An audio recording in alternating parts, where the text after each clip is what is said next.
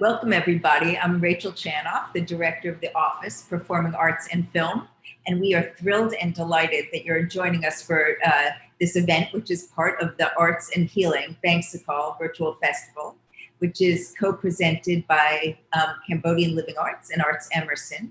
And it's made possible thanks to the support of the Ministry of Culture of Taiwan and the collaboration of about 50 other artists and partners across 7 countries.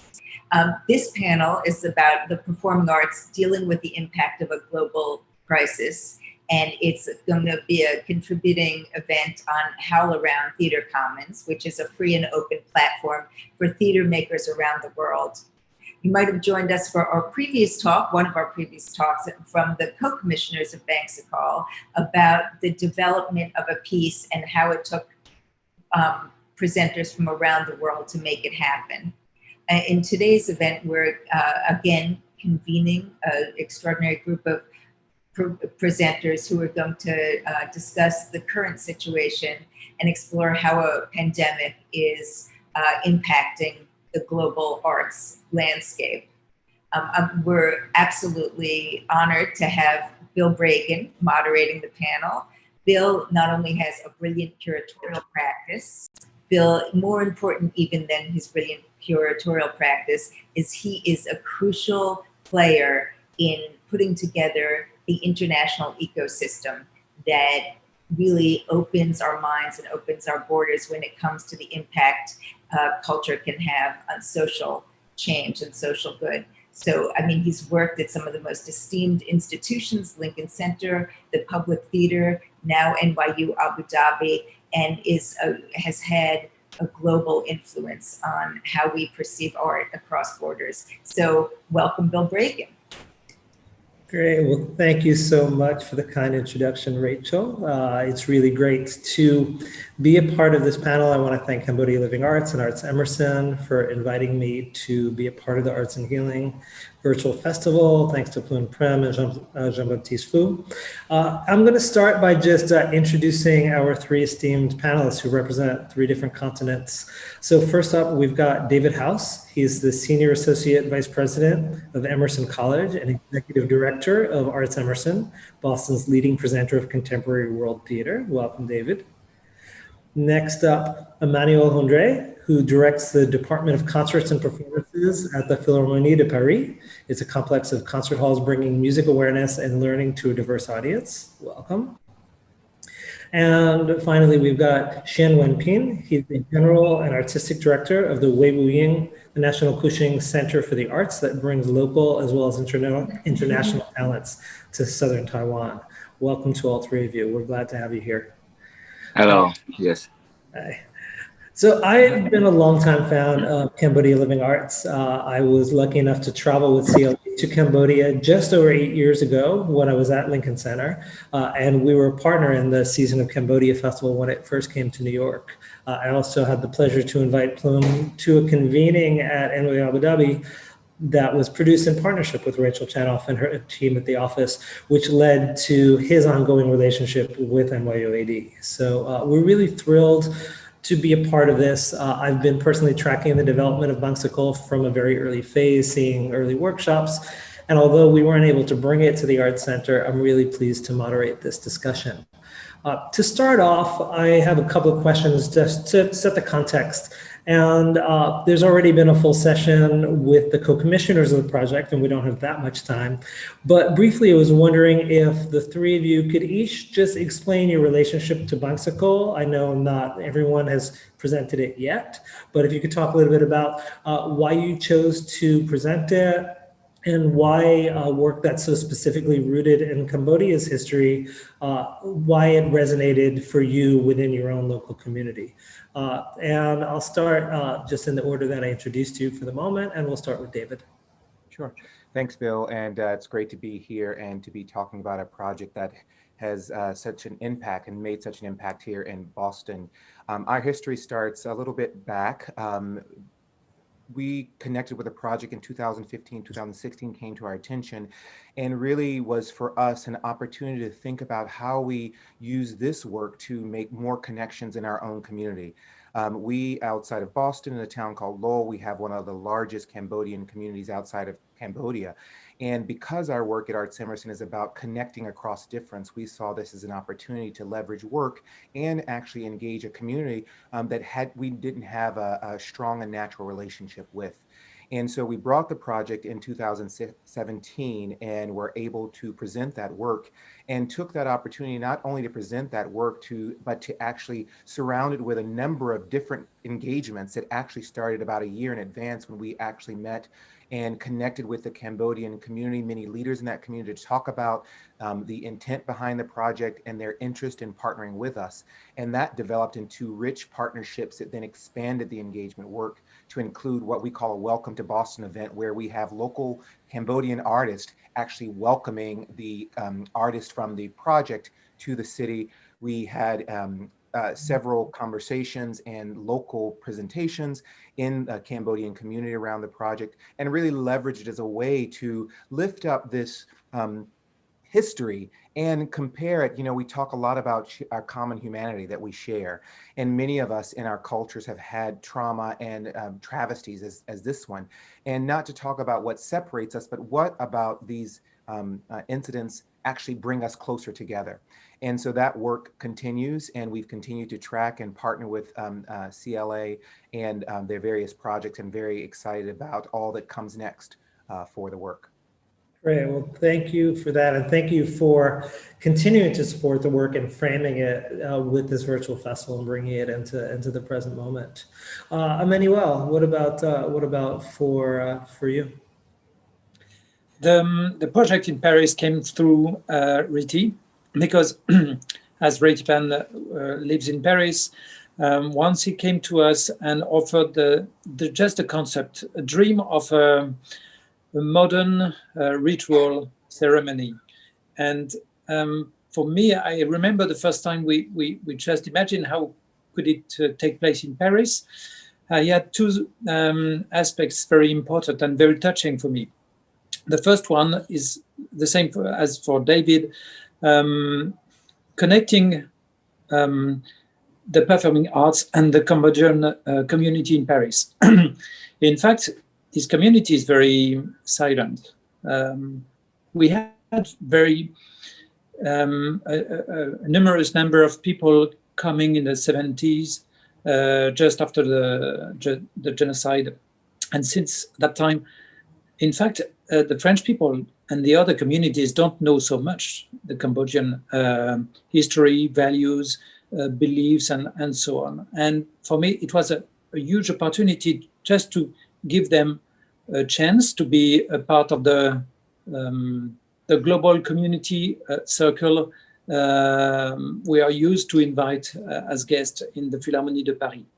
And the second one was the multiple angles of that project. I mean, when Riti was dreaming of his images connected to music, it was something very unique, because usually you use images and you try to connect.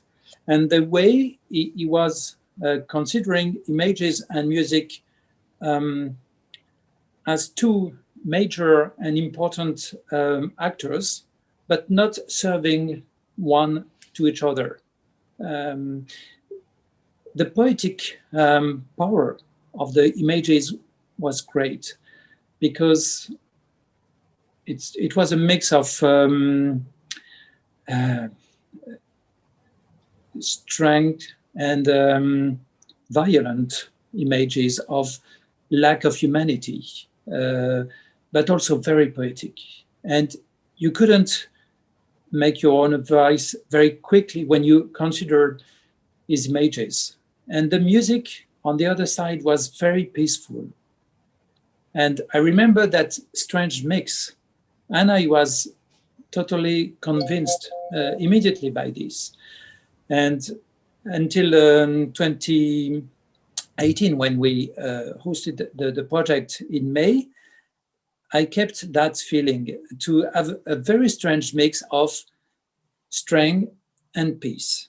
And I understood at the very end, when I was totally transformed myself by the project, but I realized that the other people were also transformed deeply by the project, were changed, were moved, that we had a very special experience.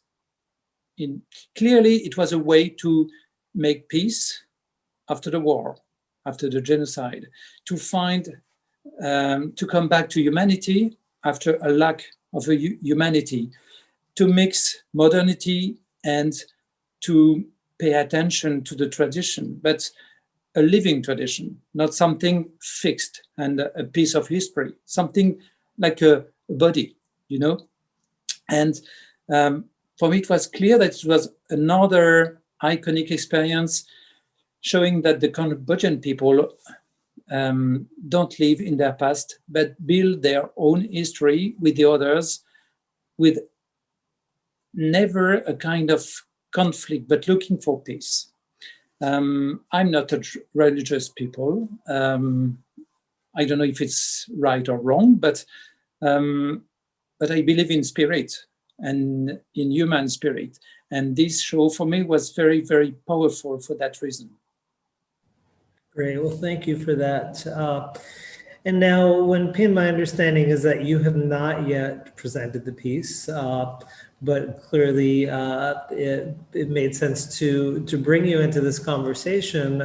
So I'm curious why. What's your relationship with Bangsokol, and how does this resonate with you as someone who's not yet presented the work in this community? Yes, I was introduced in this project back in 2014-15 season, when I act as a consultant to our Ministry of Culture. At that time, so they have built a Southeast Asia committee, and they are pushing a project named Rainbow. So just want to build the connection with between Taiwan and Southeast Asian countries, and in that case, I was introduced to this project, and immediately I was so attracted by this program because as I see this requiem, I immediately remember so Taiwan's own history, because so I remember what was happened in the 40s when the Chinese government earned back Taiwan from Japanese.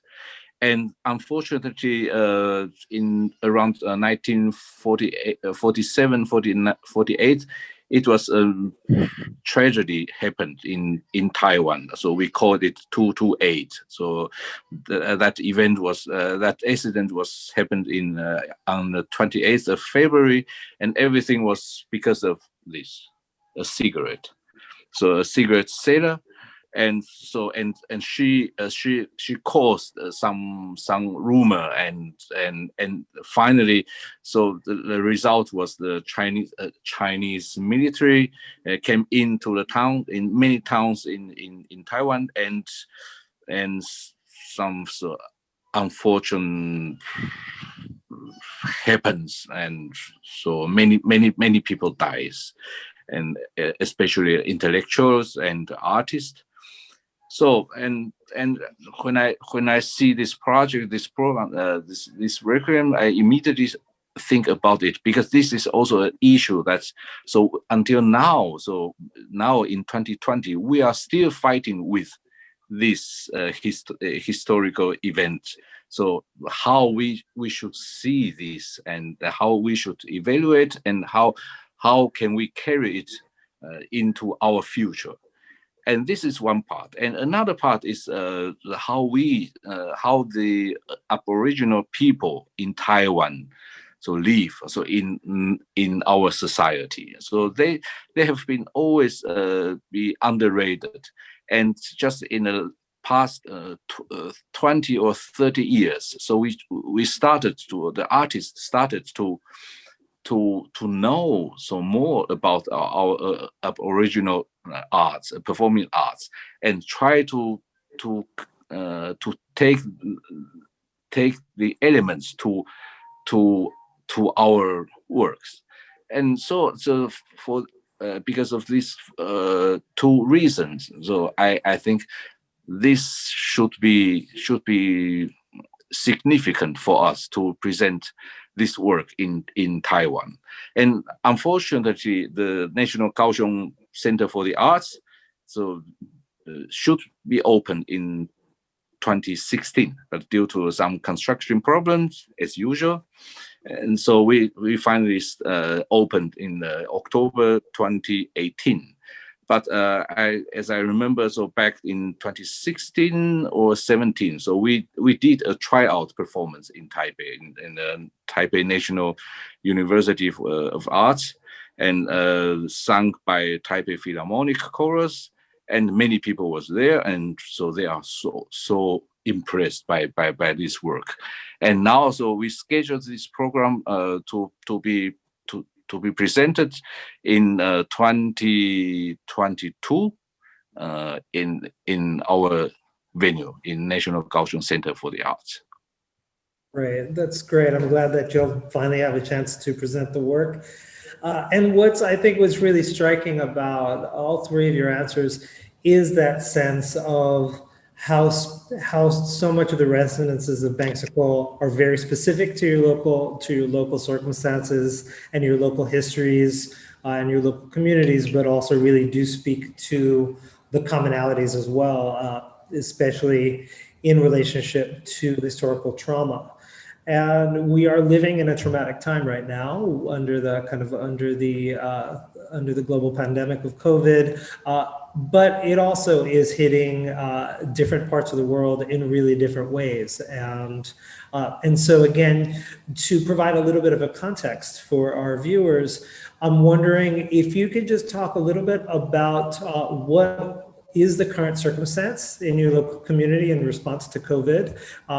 And now that it's, depending on where we are, roughly 9 months to a year since the pandemic emerged, what was the immediate impact to your work at your art centers, and how has that evolved over time? And let's go in reverse order and start with Wenping. Yes, we are very lucky. So thanks to the effort of our CDC in Taiwan. So because we had experience with SARS back in 2004, so now people are somehow we are prepared, aware about the virus, and when it appeared, so our CDC react very fast. And the result is that, and certainly we have also experienced a difficult time for performing arts from March to May, and we are so lucky that already at the beginning of June, so the government announced that so now we can do performances, and but step by step. So first, so we have to do a separate seats. And very soon, so already from the beginning of July, so we are allowed to sell the full house performances. But even though, so during the difficult time in March, from March to May or even June, so we tried many things, and thanks to the construction to our venue, the Wei Wing National Kaohsiung Center for the Arts, so we have a lot of public space which is outdoor but with under roof. So we are able to contain our program, for example, so the monthly dance program outside, and also so we offer we turn the live performance to the online activities. So already at the beginning of April, so we initiated a project named a musical offering.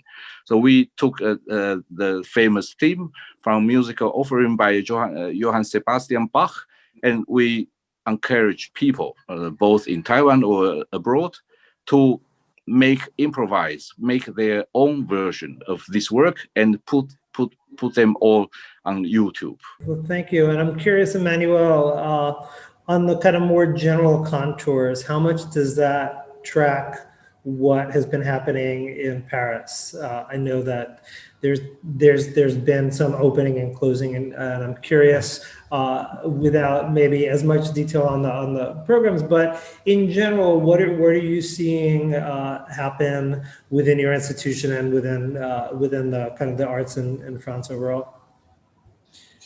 You're right. We start, and it's horrible since last March.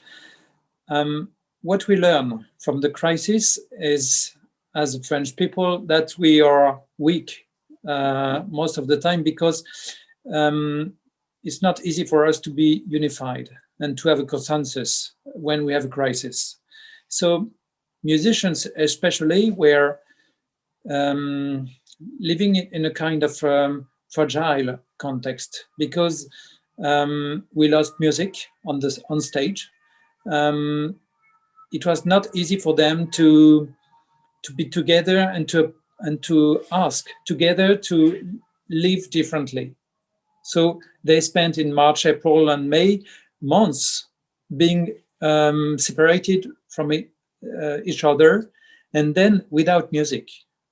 And then after 3 months, they realized, but it was very late, that they had to resist and to keep music alive. And then we work with them and we work together. And I think this crisis learned how to be together more, even if times were very difficult. And for the French people, it was also something important, an important time to show how music can make sense for the society. Many artists are waiting for the audience and the people to come to them and to listen to them. And in fact, they don't know their audience. They don't know the people attending their concerts.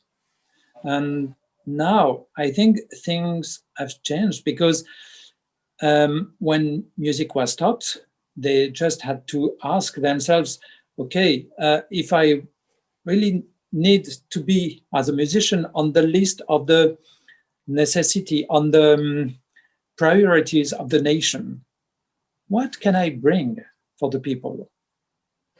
Not only being on stage and offering music, but what sense does it make for the others? Can I be a part of the global effort, and how? And they were not used to think like this before. And I think it was a good consciousness, a global consciousness. In September, October, we had more hope after the summer, of course, and then we're back in the tunnel. We are still don't know in 1 week we can start the concert or not. So, okay, we are back to the tunnel. But we kept two symbols, and we thought we need messages. So I observed that many concert halls wanted to be safe and to be focused on important and major masterpieces or pieces of arts. Our choice was to put contemporary art first. And we kept two operas. One was in October, Licht by Stockhausen. It's a crazy experience. It just, Licht, it's everybody dream of having Licht one day, but nobody achieved, in fact, because it's too long, too expensive. But we just resisted, and we kept Montag. It was just, it was Dienstag. And that crazy opera and the name Licht was a way to bring light to that terrible moment. And the second opera was an opera by Dussapin, a recent one, composed 3 years ago, Pentésilée. It was also a kind of myth, and very dark, black, and the music was black. So in that context, we had light and darkness in the same month. And I think it was a way to to be like in Alexandria, to show something like a candle somewhere, a big candle and two candles, and everyone can make sense its own sense with these operas. At the end, if I try to understand what I learned from that pandemic, you know better the people now. And probably it was also the same thing with Bangsokol. During a war, during a crisis, during a strike, during something difficult for everyone, you know deeply the people after that or during that. When life is easy, in fact, you don't know the people. You know, people can be superficial or just the outside of the people. But in the crisis, you know inside. Great. Well, thank you for that. And there are a couple of things that you alluded to, especially in terms of the fragility of the artist and the audience, and some of the themes that I'm going to want to circle back to. But you opened and you talked in the beginning about the kind of the divisions within the society and how people were responding in different ways. So that feels like a good segue to go to the United States and to Boston. So David, how about things around Emerson College? Sadly, the segue is appropriate in the sense that we struggled with how to respond. It's not that we didn't know the answers, it's that we struggled to figure out what was the right answer. And so we find ourselves still quite compromised in this moment. But our moment of reflection and pivot happened back in March 13th, I remember the day. And we had heard news earlier that things were happening, but on March 13th, we had to send our entire team home to start working in a new normal. This was a time of incredible anxiety and unrest. Not only were we trying to keep and maintain the sanctity of the organization and the mission of the organization, but we were also very mindful of the impact on our team, the impact on our artist, and the impact on our audience. And so because our orientation as an organization is around civic transformation, around being a useful tool for the city to transform itself, we had always had a focus on the people being sort of people-centered. And so in this pivot, we went home, and the truth is we thought we would be back in like 2 weeks. So we literally just left everything in the office. And in fact, we have St. Patrick's Day is in March. I think we still have St. Patrick's Day decorations in the office right now. So we literally left thinking that we would be coming back in 2 weeks and realized that this was going to be taking very much longer time. So after we got over the initial shock, we started to think about how we needed to pivot. And so we as a team engaged a recovery model, which is basically 5 phases. And this gave us a framework because in this moment, it was easy to focus on all that we were losing. And we were losing a lot. We were losing revenue. We were losing audience, we were losing hope, but we did not lose our spirit. And so we thought we could actually look at this moment as a time of incredible tragedy, which it was, and we could also look for the gift in this challenge. And we started to think about the triage. How do we immediately safeguard our people and our institution, but also while looking at the future? So we thought about it like as a hospital, like triage, but you also think about the health and wholeness of the body in the future. So we were trying to do the triage, but we're also at the same time thinking about a new future. We knew that we didn't want to go back to the good old days because in our country, the good old days were not good for everybody. And so we wanted to make sure that we were moving into this new normal, leaving the dead bodies, leaving the things on the other side, but bringing all that's fresh and new and really reimagining how we can be engaged differently with our community, how we can really elevate the artists as gatekeepers of truth, words by Paul Robeson, keep them at the center of this sort of moment. So we actually were in the midst of a show. We had to cancel the show. We had 2 more shows in the season. We decided as an organization to continue to pay those artists, even though we had to cancel a show. That was very important to us. We know that artists are not necessarily considered essential workers, but in our minds, they're quite essential. And we wanted to make sure that as much as we could, that we could support their efforts. And then quickly, we thought about this recovery model, which I'll go through quickly, which is basically 5 phases. It's first to clarify the situation. That was our triage moment. It's then to talk about mitigating. So what are the immediate things that we need to do to make sure that people are safe, to make sure that our artists are secure, to make sure that we can keep things moving. And then redeploy is the 3rd phase of that recovery model. What are the resources that we've been pointing in one direction that need to quickly shift in a different direction? That's both financial resources, but it's also human resources. How do we pivot our staff to actually be thinking about a new way of delivering the work that we do? Then the 4th phase is to reinvent. The actual recovery model says that the 4th phase is recover, and then the 5th is reinvent, and we inverted those because we wanted to reinvent our future before we recovered to it. So we thought about, okay, what is this new normal and how do we navigate? And like everyone else, pivoting to the digital platform, and we can talk about more about that. And then our hope is that we will be able to recover, not necessarily bringing all that we had in the past, but recover into this new normal. And so our team has really been focused, and thank goodness for sound organizational culture that's been able to help us connect and stay connected to each other in these vulnerable moments.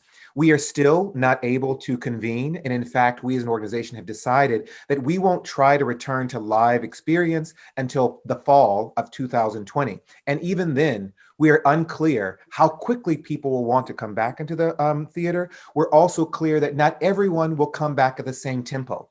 And so we hope to maintain our digital platform because even though we are planning for live experience, at the same time, we're planning as a companion, but also as a 7th venue for us to maintain that digital presence so that we're having basically 2 conversations that are going on with our audiences.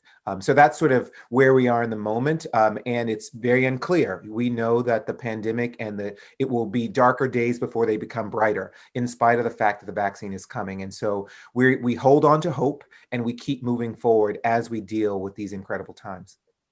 Yeah, it's interesting. So much of what you say resonates with my own experience at the Arts Center at NYU, where especially the redeploying, we made a very similar decision to commit to an entirely online fall. And what we found is the roles of everybody within the organization actually play out differently as you go from an in-person event to an online event. What does front of house mean? What is the role of an usher? What does your production staff do?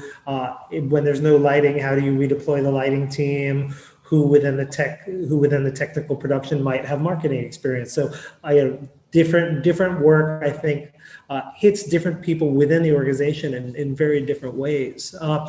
The other thing that you mentioned that really resonated was about when you led with the fact that you paid out the artists whose shows were canceled. And I think that was one of those things that I noticed right away as soon as the COVID pandemic became clear, the severity became clear, and venues started closing, dates started canceling. The utter vulnerability of the artist community became crystal clear, and how precarious people's existences were, and not just artists, but everybody who makes their living, managers, agents, technicians, front of house staff. All of them were caught up in that vulnerability.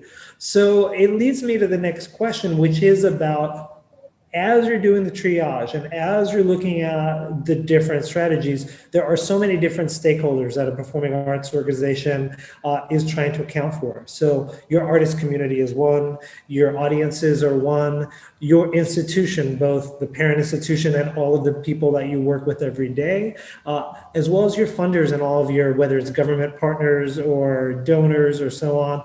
And so I'm curious, building up, David, on what you said, maybe for Manuel, how did you balance all of those different stakeholders, and are there other stakeholders that you were really considering in your action plan as you responded? Very, very important question, because I think if you compare Boston and Paris, the situation, the understanding of the situation is very different. We always wait from our government to how to act, and we don't look enough for our own responsibility of acting ourselves, depending of the general rule. But in that situation, we were waiting for rules during weeks. So in fact, we had no choice. We have to react immediately.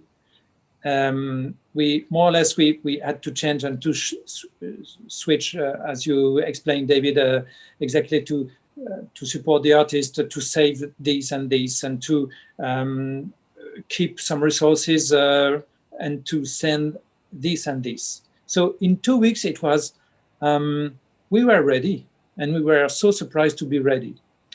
But on the other side, we also realized that to have online activities was very important, to keep a link between communities. But it was very, very difficult to find something human in this new technology, because you mentioned institution, audience, artists. They were not used to be together through technology. More human, more artistic link, human link, physical link. So we had to learn something different, a new process, and still being human, and not being too efficient and with a lack of humanity. That was something very difficult, and still I'm looking for a better situation, because I feel that, for example, my team is somewhere, but we came back to our own lives without feeling now how is the global goal, spirit, experience. It's difficult for us to be together in the same time, really together, because you separate so many things. When you answer, when you write, when you talk, okay, you can talk, have some meetings, but then you lose the people, and you lose the flavor of the collective group. When you're in the same place, audience, artist, or team of an institution, of course you feel so much. You communicate without words. You see, there's body language everywhere. You have a kind of a breath, a common breath. This common breath was invisible. I don't know if it disappears or not. I don't know. I still don't know. And I also feel many of my colleagues, they lost convictions. They didn't trust in what they were believing in before. And that's a huge responsibility to try to find this common spirit back. I like, David, when you talk about the new normal. Interesting question. The last normal doesn't inspire anyone. And we also realize, as we are still dreaming of something more intense, more equal, more appealing to something not better, but different and change, but what we want to change, not what we are asked to change, but to take the responsibility of the change, to assume a choice. And that's, I feel, something very important for the artist, even for the audience. Now they want to choose. Because during the crisis, you don't follow the global rhythm, the global energy, the global process. You are more face-to-face to your personality, identity, choice, and then you have a real part of the process. Perhaps more than before, because we are during the crisis. And then I felt that before the process, the process was stronger, and the people perhaps weaker. Now it's the opposite. I think that the conversation about the new normal, some people have been talking about returning to normal, while other people, especially during the height of the summer, certainly in the U.S. when the Black Lives Matter movement was really expanding globally. There was also a lot of calls of saying no, return to normal is exactly wrong because that normal was broken. And so now there is this reinvention of finding new ways and navigating and identifying where those failures were within the systems. I think because Taiwan has recovered more quickly and is into kind of, you were talking earlier, Wenping, about the multiple modes in which you're working, where you are gathering audiences in person together at full capacity, you're still doing online work. And as you're at sort of a different phase from the other two panelists, I'm curious how you're thinking about which projects belong in what context. Are there different intentions that you have as you're programming now in the wake of COVID? How is that affecting your artistic choices as well as the sort of the strategies of how you present something and how you speak to your audience that is different from what you did previously? Yes, certainly. So even though that in Taiwan is with fortune that we can do performances as usual, but still, so the foreign artists are not so free to come here because we keep this 14 days quarantine policy, and it makes our arts market not so funny because the arts market, so you need some new elements. So you cannot always see the local groups, local programs. You always want to see what's different from abroad. But in now, so we are forced to face this situation. So and we are also glad. So that we are encouraged.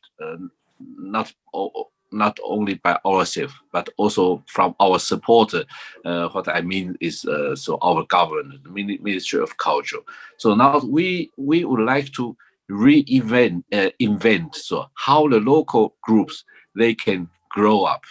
So to grow into this new normal, because so we cannot still live in the good old days. So what they always do, the traditional operas. So how they always do. So now we have to. So we are forced to think and to invent something new, and probably with technology.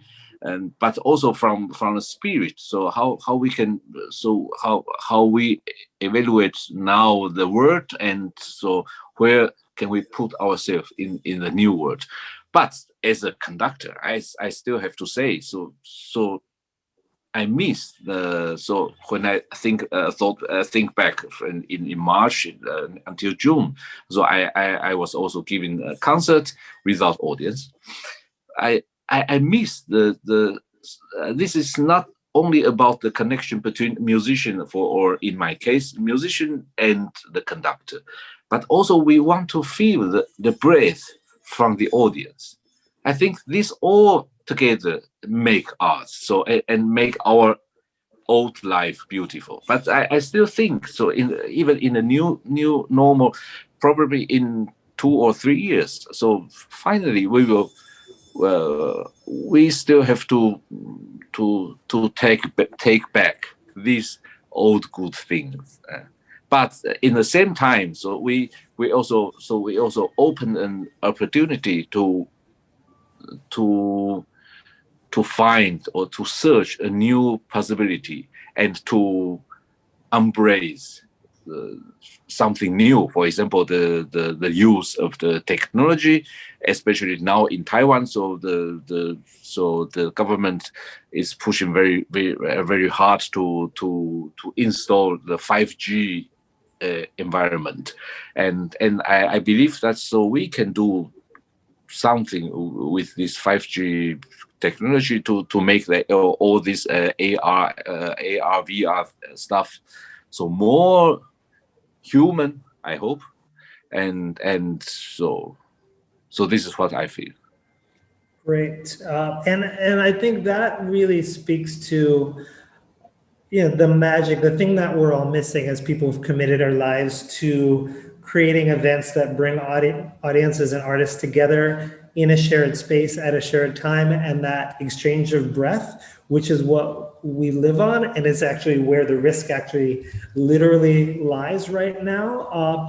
And in a piece like Bangsokol, which really draws from the idea of a requiem and a collective ritual and the importance of that to art, as we're looking at substitutes and online and AR and VR alternatives, are there strategies, and I'll put this out to any of you, that you've employed to somehow replicate or create a new version of community, a new sense of the presence of the artist and the presence of the audience in a shared space and in a collective experience? Are there some things that you've done that you say, yes, this is actually a key to how new work might be created in the future going on that you want to pursue even further? I'll say that I'll start, Bill. I will say that we are very much experimenting with all kinds of new forms. One of the important activities of our organization is it's supporting artists through residencies. And we've done that mostly through our physical spaces. We have several spaces and we invite artists to come into those spaces to actually develop, rehearse, do whatever they need to do. And in this new moment, we didn't want to give that up but we went to the artists to say, what is it that you need in this moment? And some artists, as you might imagine, quickly said, okay, these are the tools I need. Many said, I need more time. Some are still thinking about how they plan to operate in this kind of new digital space. But we have found some successes and an opportunity to connect artists to communities in ways that we hadn't actually explored. It's not that Zoom and Skype didn't exist pre-pandemic, we just weren't thinking about it in this way. And for example, we hosted a fundraising event where we invited probably 15 artists from around the world who were delighted to be in community with our artists. They came to the event online, and then we broke them out into small groups at tables with the various staff members as well as artists, as well as our audience. And they were able to engage in a rich dialogue of what they're challenged with, what gives them hope. And the artists were able to speak with the audience about what they were looking for. So there was this wonderful exchange. I can't say that a project developed out of that, but certainly there's something about that human connection. And I would echo what Wen-Pen said about there's something quite powerful about the power of awe and the experience of vulnerability in that moment and how we're opened in that vulnerability to connecting across difference. And so part of what we're challenged by and have an opportunity with all the wonderful technology is not how do we look at the tools that we have, but what are the tools that we haven't developed yet in our sort of technology world that we as an arts community are on the forefront of. We are part of that ideation phase and not the recipient of it after it's developed. How do we think about technologies that don't exist that allow us that human connection even across the digital? And I would say that it is not our intent to say we're completely going to digital, because again, as humans, it is our instinct to be in community, to connect with each other. And that's part of the beauty of what we do is the gathering and the convening. And so we certainly want to return to that aspect of it. But when we return there, we don't want it to look the same. In our country and so many of our venues, the audience is homogenous. And you don't get that brilliance. You don't get that exchange that we are so desperately in need of. But we're trying to figure out, by following the artist's instincts around what are the tools that are going to be needed to actually create that kind of connection, create that opportunity to develop new work and push the boundaries and ask new sets of questions. And so for the other two panelists, for Manuel and Wenping, are there some tools or strategies to use the tools that you've employed that have been successful in trying to transform that experience for your audiences? So as successful as our situation in COVID-19 in Taiwan, but I do find out something. So that's the artists and the arts group. So now they recognize that some essential element of what they are doing. So because I feel that before COVID-19, so they used to stay in a room, and so we want to compose, we want to create new things, and they are not always thinking about the audience. So which means the people who will be seeing their work. So they usually don't care. But through this COVID-19, so I do find out that so now they really care, and they want to make steps to the people, to the audience. Now, so as a Center for the Arts, so we supported artists, so a lot of artists, and especially in COVID-19, so we supported more than 50 groups of artists. And now we saw everyone, they want to go to the people. So not like before. Before there was I want this. I need a room, and I need this financial support, and I need this technical support, and we want to create a great job, great work.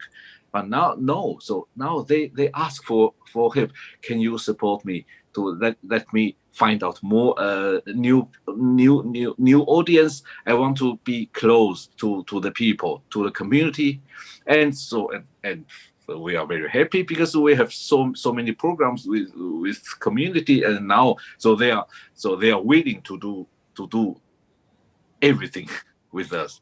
So for connecting the community, and I think this is great, and I really hope that the artists they also learn from this COVID-19 experience. That's so to know what the essential of arts, performing arts, and to share. Yeah, and Emmanuel, what have you done to tap into that sort of essential role of the performing arts, and what's activated your audiences? Essential, I don't know, but in fact, as we lost many concerts, we felt so ashamed by this situation that it was a kind of necessity to create something new for the new normal life. And if I take one or two examples, we saved in March, and we postponed a new competition for conductors, for women conductors. For France, it was very important because we don't have that tradition of affirmative action or this kind of to support equality so much, because we believe in the equality of the Republic, which is more or less achieved, but we feel it's enough. But in fact, the classical field suffers a lot, and especially composers and conductors are very unequal. So we decided to work, as we have no concerts, more on that community. How many female conductors exist? How do they work? How do they learn? How do they talk? And I think it was very, very fascinating what we knew from that experience, because during 5 or 6 months we devoted a lot of our time to this new project. It was the first edition of that competition, but also I created also an academy. We also created a network a kind of alliance between Romania, the US in Dallas, or in Baltimore with Marian Alsop. And, usually I don't have that time and so much time to really go deeper in the subject and to try to help so much. So it's a kind of example of, I hope, a piece of the new normal future we can have. Because especially we don't want to come back to the situation before, which is so unequal. And technology also help us to be more international. Because usually when we work on these communities and these challenges, we are too European or too national, but not enough international and global. And it's so easy and it's so quick now to do this kind of meeting like today, even to work quickly like this. And I feel guilty because I didn't do that before enough, because I thought it was so important to come myself and to spend time and to socialize and to know better each other. Of course it is. But in the same time, we are less efficient, perhaps, and less powerful if we wait so much from the physical reality.